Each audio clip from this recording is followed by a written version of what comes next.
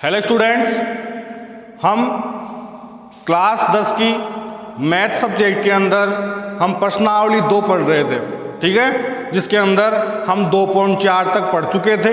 अब हम विविध प्रश्नमाला 2 पढ़ेंगे, ठीक है, जिसमें पहला प्रश्न है 196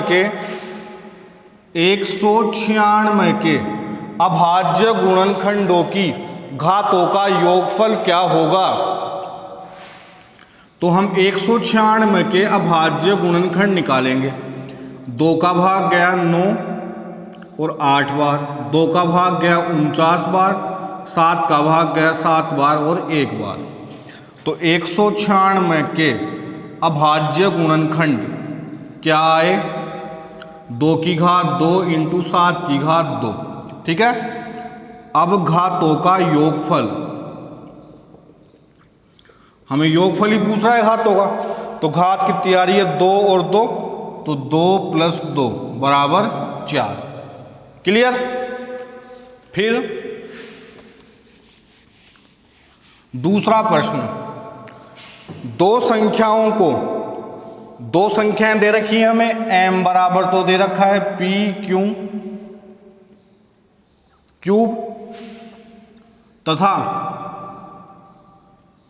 n बराबर दे रखा है p क्यूब q²। हमें 2 संख्याएं दे रखी हैं, एक तो m दे रखी है जिसके बराबर क्या है p क्यूब, और दूसरी दे रखी है n, कितनी p क्यूब q², कितनी है। फिर आगे क्या बोला, m तथा n का महत्तम समापवर्तक बताइए, जबकि p और q क्या है, अभाज्य संख्याएं हैं। अब हमें पहले ही बोल दिया कि p और q क्या है, अभाज्य संख्याएं हैं, तो इसका महत्तम समापवर्तक बताना है हमें। तो हमें HCF निकालना है, किसका, m और n का। तो HCF अपन किसको बोलते हैं, जो दोनों में समान आ रहा हो कम से कम बार, सही है। तो p दोनों में आ रहा है कम से कम कितनी बार, 1 बार, तो मैं यहां लिख दिया p, सही है। q भी दोनों में आ रहा है कम से कम कितनी बार, 2 बार। तो इस जो 2 संख्याएं हमें दे रखी हैं, इनका HCF हो गया p q²। क्लियर। ये हमारा दूसरा प्रश्न कंप्लीट हुआ।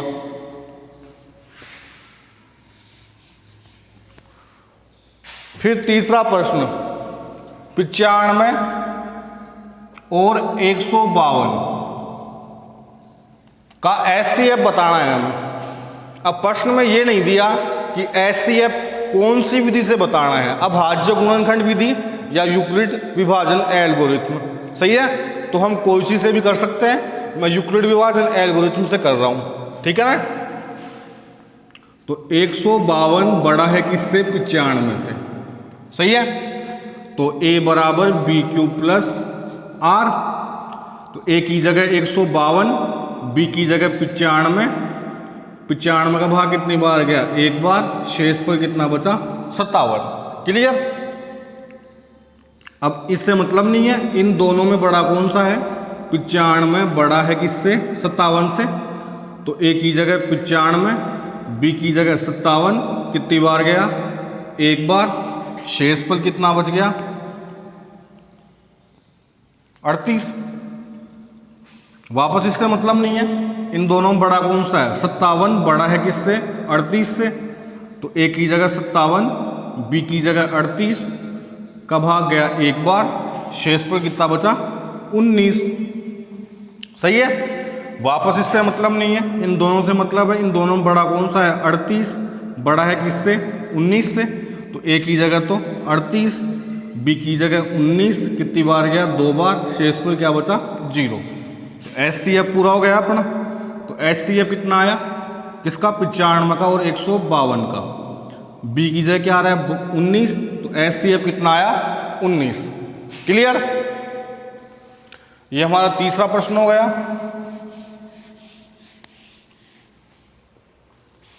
फिर चौथा प्रश्न,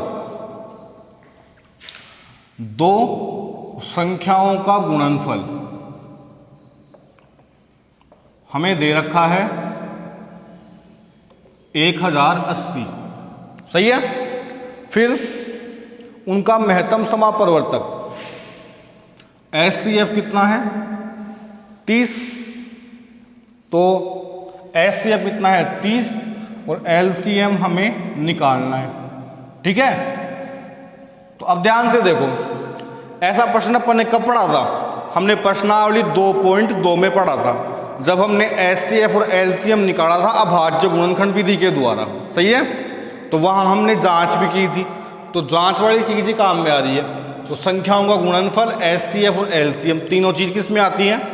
इस फॉर्मूले में आती हैं, HCF इंटू LCM बराबर संख्याओं का गुणनफल। सही है,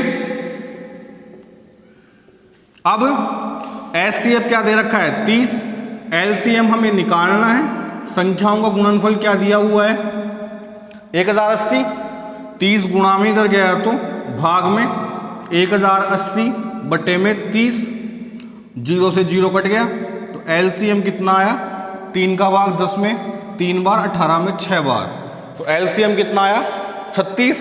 क्लियर, ये प्रश्न भी पूरा हो गया। चौथा प्रश्न पढ़ रहे थे अपन, ठीक है ना, पूरा हो गया।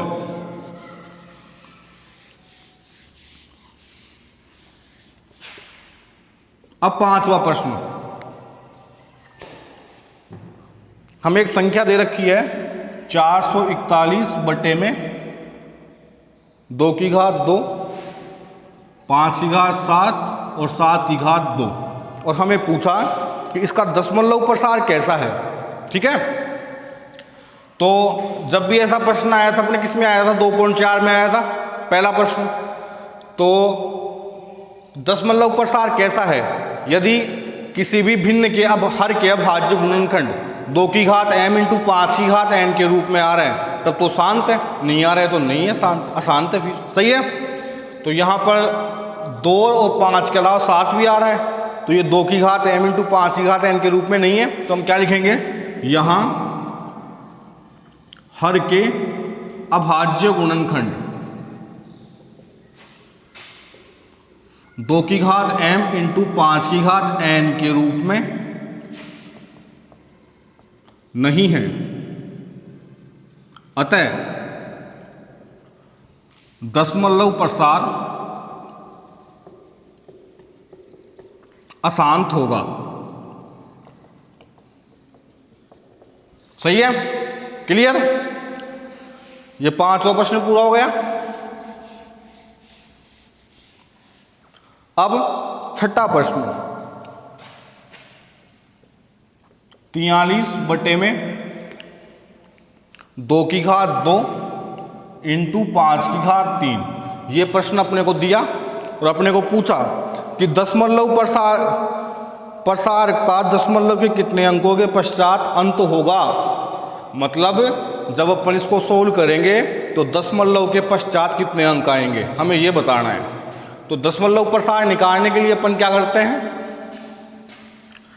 2 को 5 से गुणा करेंगे 10 आएगा, पर 10 कब आ सकता है जब दोनों की घातें समान होंगी तब। तो घात कौन सी कम आ रही है, 2 की घात 2, 5 की घात 3, जो 2 की घात है वो 1 कम पड़ रही है। सही है, तो हम अंश व हर को 2 की घात 1 से गुणा करने पर, सही है, देखो ध्यान से, 43 बटे में 2 की घात 2 इंटू 5 की घात 3 इंटू 2 की घात 1 बटे में 2 की घात 1। सही है, तो 43 2 की घात 1 का मान क्या होता है 2, 2 की घात आधार समान आ रहे हैं दोनों के, तो 2 की घात 2 2 की घात 1 कितनी हो गई 2 की घात 3 इंटू 5 की घात 3, 43 को 2 से किया तो 86।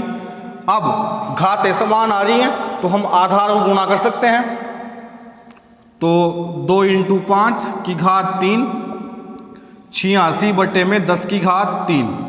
सही है, तो नीचे 10 की घात 3 आ रही है, तो 3 संख्या छोड़ के पॉइंट लगेगा। सही है, तो हम क्या लिखेंगे यहां पर, दशमलव के पश्चात,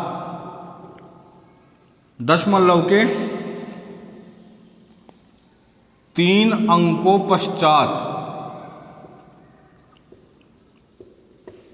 संख्या का अंत होगा।